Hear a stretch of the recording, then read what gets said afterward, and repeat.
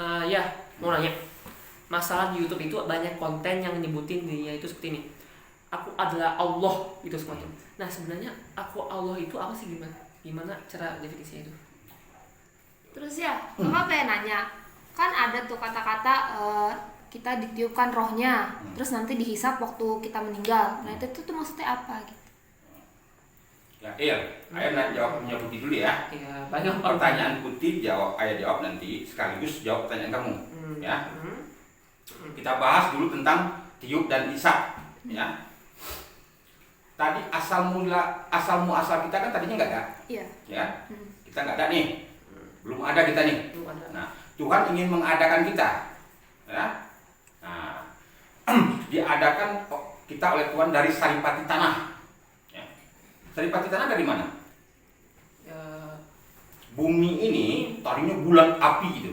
Api kan. Iya. Didinginkan, dibungkus oleh Allah dengan ozon kan. Iya. Nah, dikasihnya air oleh Tuhan untuk pendinginnya kan. Karena laut tuh sepertiga bumi ini air laut isinya kan. 2/3 bumi ini laut air ya. Nah, dibungkus oleh air oleh Tuhan kan untuk mendinginkannya. Nah, api tadi tuh api mama kayak mama gunung Merapi tau kan? Oh. Nah, kayak mama itu sebetulnya. Nah, yang bagian kulit luar bumi itu karena dikasih air oleh Tuhan, membeku dia, mengeras. Ya. Api tadi tuh, magma itu mengeras dia. Nah, jadilah dia batu-batuan, pasir kan, lama-lama terurai di tanah dia. Iya. Ya. Nah, api, setan dari apa? Dari api. Nah, itu yang disebut setan mengalir dari dalam nafsu Adam kan? Iya. Nah, kalau orang Jawa itu ada elemen api, elemen angin, elemen tanah, elemen api, air, angin, tanah kalau dia kan. Nah, yang kelima pancar kan. Nah, api kita jasad kita ini dibuat dari saripati tanah itu. Nah, saripati tanah itu menjadi dia dimakan oleh manusia, menjadi dia mani dan telur. Nah, berpadu dia jadilah kita dalam perut itu prosesnya. Nah, dalam perut rahim ibu kita. Nah, dia dari segumpal darah dulu ya. Segumpal darah nanti berubah menjadi segumpal daging. Nah, berubah menjadi tulang, dibungkus lagi dengan daging, ya. Nah, baru dibentuk seperti manusia kan. Nah, itu masih para ulama masih berdebat ya kan. Ada yang mengatakan 3 bulan 10 hari sudah ditiupkan roh. Ada yang mengatakan 44 bulan baru ditiupkan roh. Kita ambillah 3 sampai 4 bulan, atau boleh juga lah dari awal kan, ibunya itu pun diliputin roh juga kan, ibunya yang hamil tuh. Nah, udah kita di dalam perut ibu itu udah mulai hidup tuh kan, udah mulai berbentuk manusia, ada roh di dalamnya. Nah, mulai ada kan, ada kadang-kadang tuh sampai orang hamil tuh perut gendut kan, nendang tuh, nendang kakinya tuh. Nah, roh itu ditiupkan oleh Tuhan ke dalam janin itu. Katakanlah kita dari mulai awal lah, dari tiupan roh ya, sampai kurang lebih 4 bulan lah, kita masih berdebat berapa lama kan. Nah, roh yang ditiupkan itu apa? Yang tidak ada pada orang mati. Ya. Hayat, basar, sama, kodrat, iradat, ilmu, kalam. Bahasa Indonesianya kan, hidup, penglihatan, pendengaran, daya upaya, berkehendak, ilmu pengetahuan, berbicara, dan berkata-kata. ya. Terus kita dikeluarkan oleh Allah dari perut ibu kita, ya. Nanti yang disebut puasa itu kan, anak bulan udah mulai keluar nih, ya. Kan berapa bulan kamu diambilin tuh oleh orang tua kamu.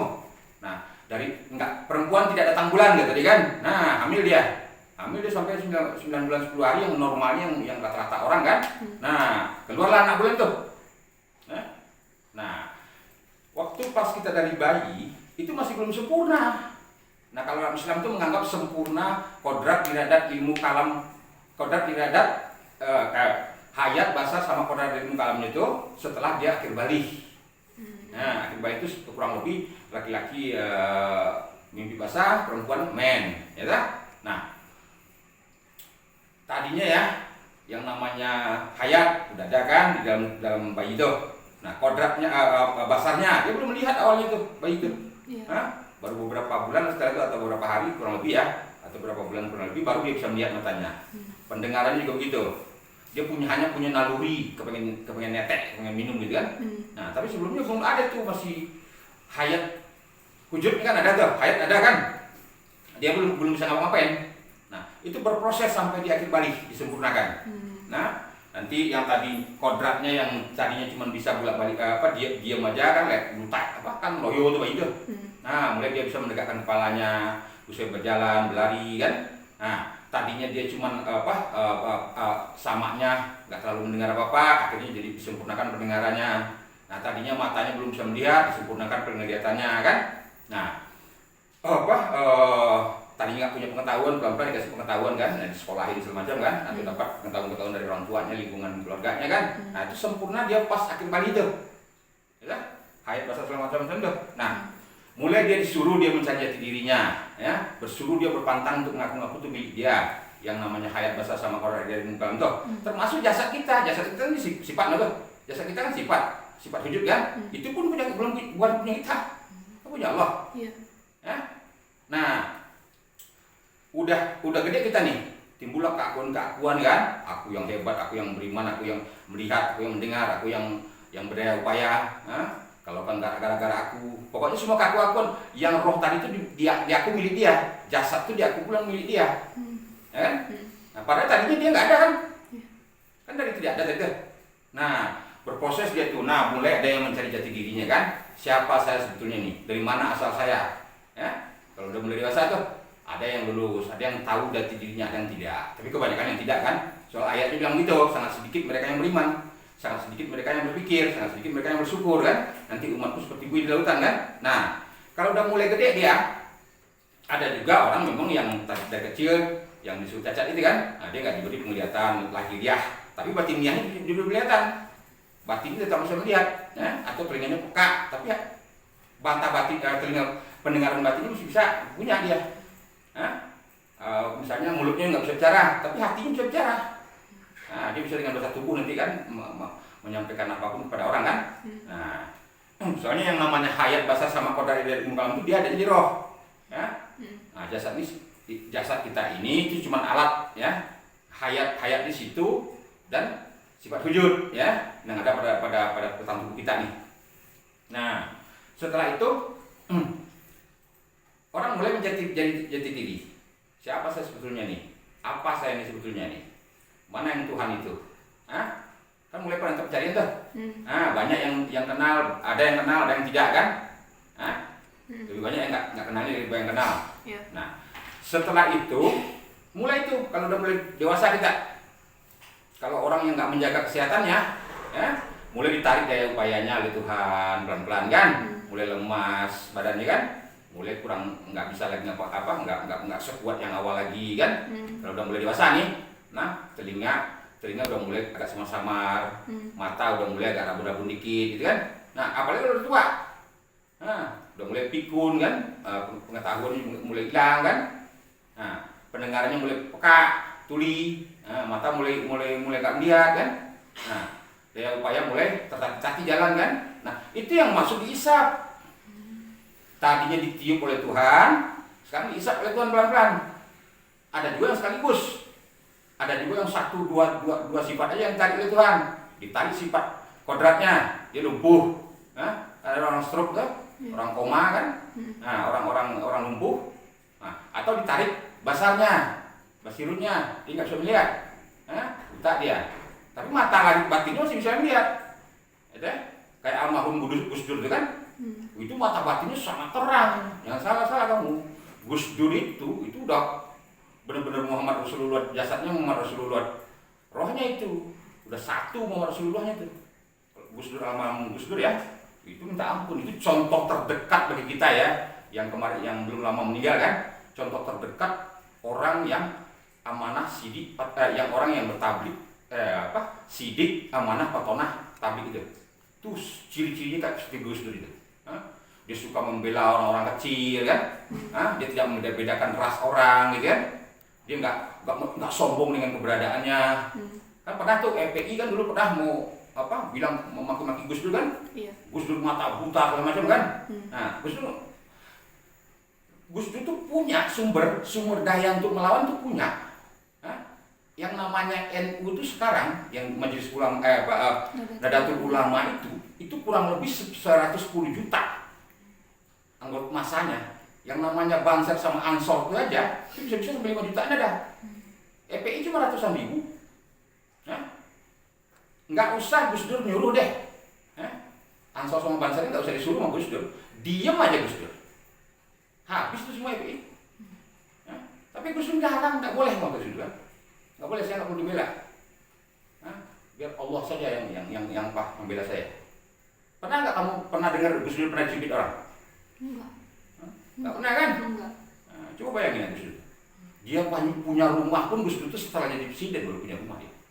Sebelumnya enggak. Dia orang nggak mau makan harta yang nggak benar gitu loh.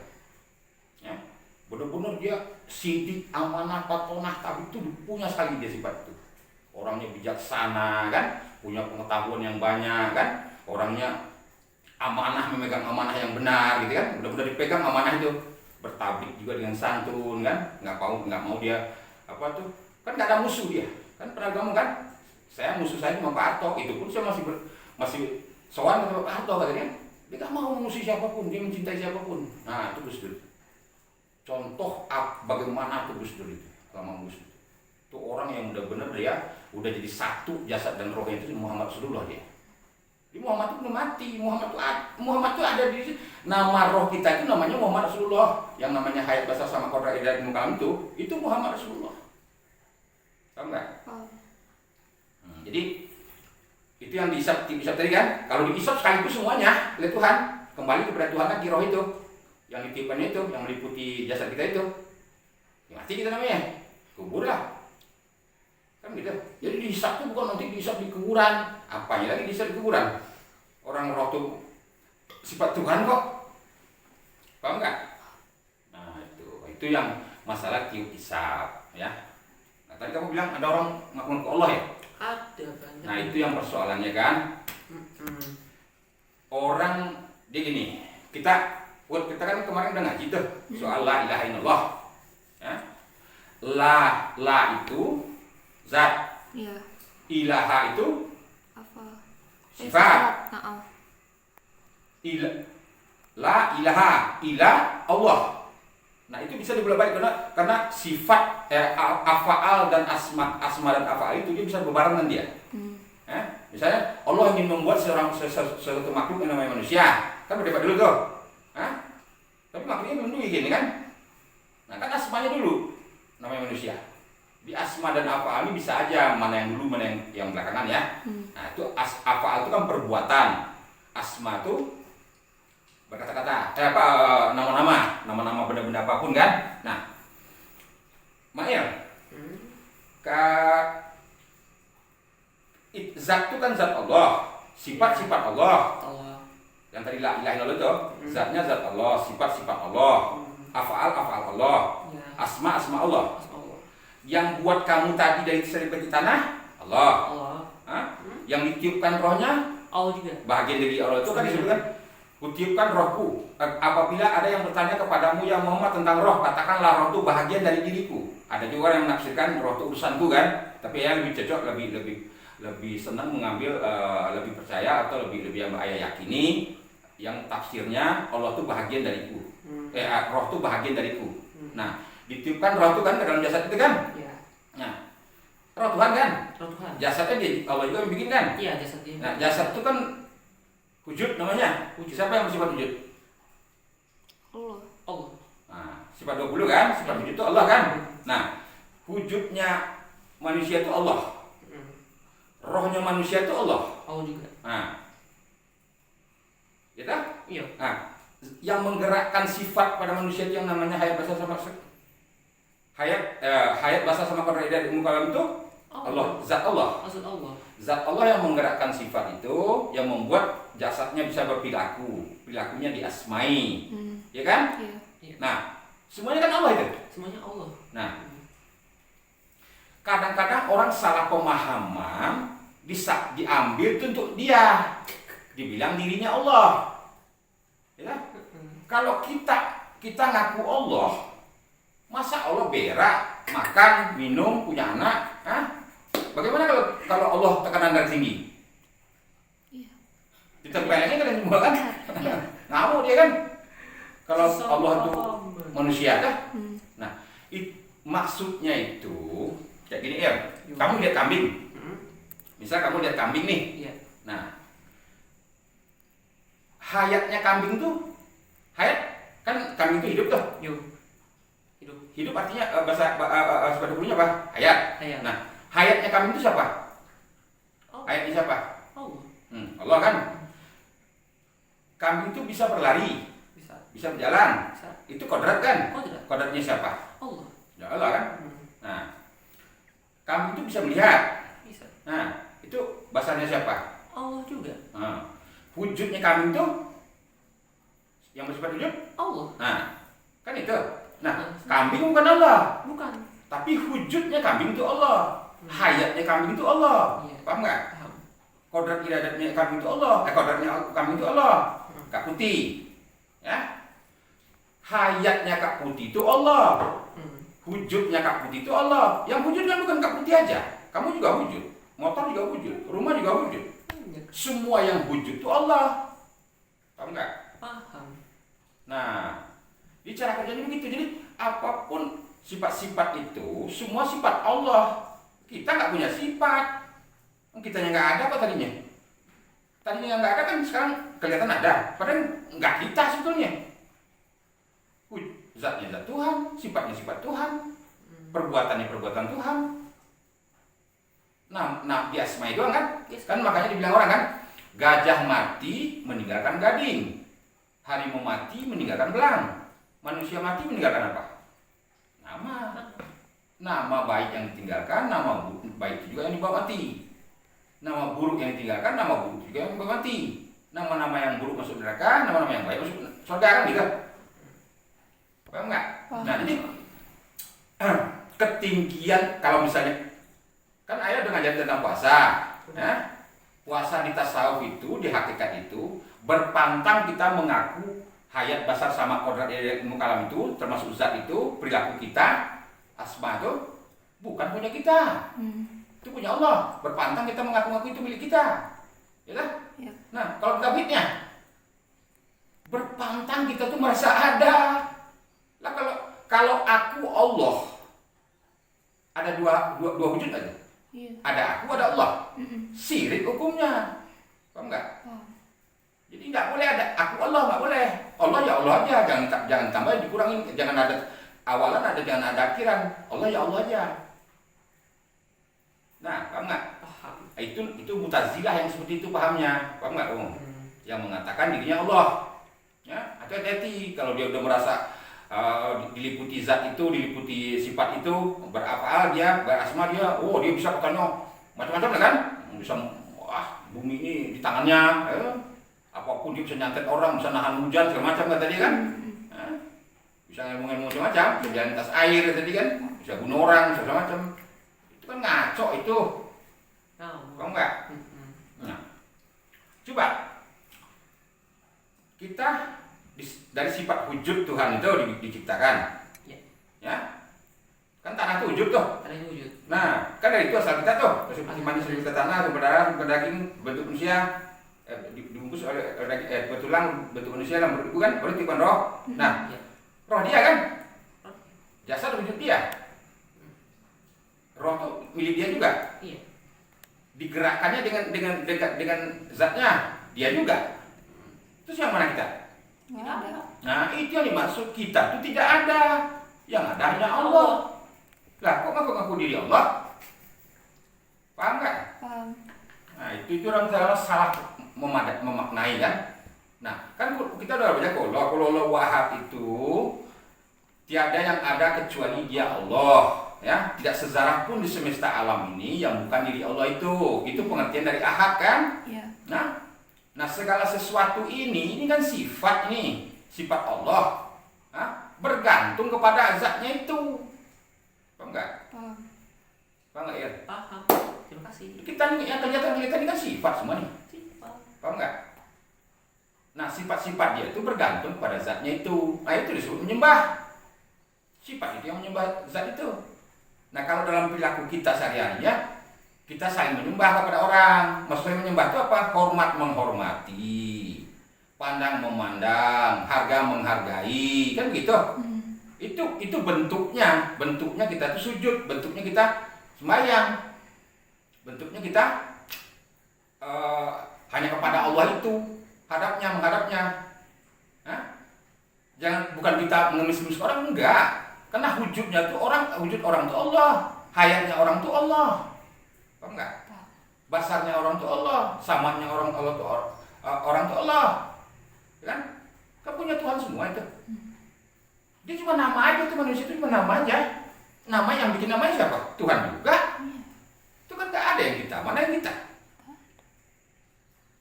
Nah, itu hati-hati, ada paham-paham yang seperti itu kan, yang menganggap dirinya Tuhan itu hati-hati, jangan sampai kita terpengaruh oleh yang itu-gitu tuh, ya.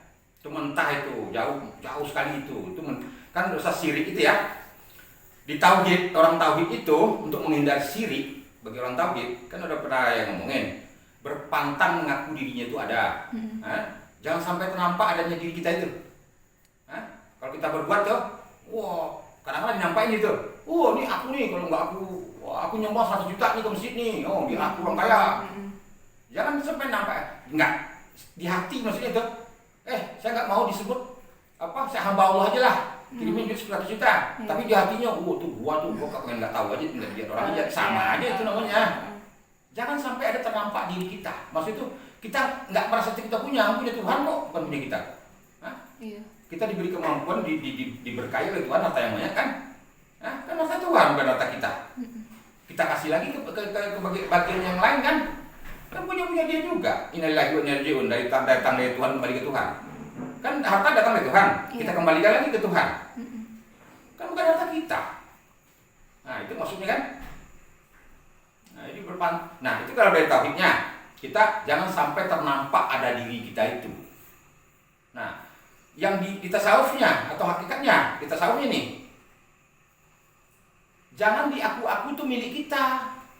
Hayat, basar, sama kodrat, irat, mukalam itu, termasuk jasad kita yang sifat wujud itu, jangan diaku-aku itu milik kita. Itu milik Allah. Nah, itu disebut amanah. Amanah itu apa? Nggak merasa dia yang punya. Yang didustai, jangan dimiliki. Kalau dimiliki kan kayak amanah namanya. Orang yang nggak amanah, kalau orang nggak amanah itu kan, aku yang kaya, aku yang melihat, aku yang mendengar, aku yang punya pengetahuan, kan begitu. Itu punya Tuhan semua. Kita tuh nggak ada. Paham nggak? Nah, kalau dibikin tadi yang kayak bilang tadi kan, saling pandang memandang kita dengan orang, harga menghargai, tolong menolong. Nah, itu maksudnya. Yang dimaksud dengan semuanya. Kan tiada yang ada kecuali Dia Allah. Esakan zatnya, esakan sifatnya, esakan af'alnya, esakan asmanya. Kan di alam semesta berserta sisinya Dia semua, gak ada yang selain Dia. Banyak tuh ayat ini kan, Allahu Akbar, kemanapun matamu memandang tak terpandang selain Allah. Allah lebih dekat dari nadimu. Kemanapun kau hadapkan wajahmu di situ, Allah lebih dekat dari nadimu. Allah dekat, tidak bersekutu, jauh tidak berjarak dengan apapun. Karena nggak ada yang berjarak, yang bersekutu dengan Dia, semuanya Dia ini. Apalagi la ilaha illallah, tiada yang ada kecuali Dia Allah. Apalagi banyak ayatnya tuh, banyak itunya. Dalilnya, kalau orang tak dalil nih. Kita orang Kristen, dalilnya kita hidup di dalam Tuhan, di dalam kita ada Tuhan, gitu kan? Harus jadi pelayan-pelayan Tuhan, kan sama aja tuh. Jawanya lagi, orang Jawa misalnya menunggali kalau Gusti, gitu ya, menunggal dengan Tuhan. Kalau kata-kata menunggal dengan Tuhan itu ada, masih ada satu, dua tadi jadi satu kan? Kita merasa ada dari itu, enggak? Ya boleh aja itu, kan yang penting hakikatnya tiada yang ada kecuali Dia Allah. Kalau satu dia kan nggak ada lagi kita, yang ada hanya Dia kan, hanya Dia Allah itu. Nah, itu yang benar, itu yang pas. Coba enggak? Jadi kalau kita sadari diri kita itu nggak ada, kita berbuat kan nggak minta pamrih, nggak minta segala macam ke orang. Nah, biarlah Tuhan itu saja nanti yang memberi balasan. Paham nggak? Nah, jadi hati-hati itu ya. Ya pokoknya kalau ada apa-apa, ada pemahaman yang salah ya, bagus bertanya kayak kan, tanya dulu kan. Tanya kalau ayah udah nggak ada, ditanya ke orang-orang yang mengerti kan. Lebih banyak bertanya, kita semakin banyak kita bertanya, semakin nanti dapat argumentasi yang baik kan. Nah, itu tujuannya itu. Ya. Sudah paham? Paham. Sudah.